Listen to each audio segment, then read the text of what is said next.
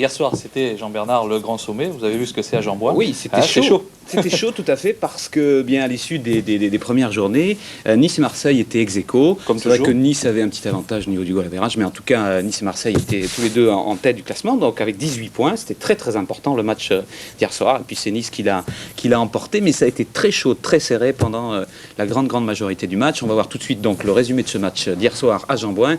C'est sur des images de Diane Richard. C'est Marseille en bonnet bleu marine qui a ouvert le score dès la deuxième minute avec un but de Djelovastov suivi d'un penalty réussi par Grimaldi. 2-0, les Niçois sont menés, même avec le tir de Pascal Loustano qui réduit la marque et inscrit le premier point de son équipe. Les Blancs vont subir une domination marseillaise jusqu'à la troisième période, comme par exemple avec ce lob calme mais subtil du numéro 3, Jérémy Josserand. Et puis le match est devenu encore plus chaud, plus tendu. Apanashenko et Djelovastov, les deux Russes dans les deux équipes, sont marqués de très près. Ça frite sec sous l'eau, comme l'on dit, jusqu'à l'égalisation niçoise. Grâce d'abord à Denardi, puis à Loustano, qui a carrément fondu à toute vitesse sur le camp marseillais. Pour la première fois, égalité 7-7. Psychologiquement, c'est peut-être le tournant du match pour Nice qui dès lors va prendre l'avantage jusqu'à la fin de la rencontre.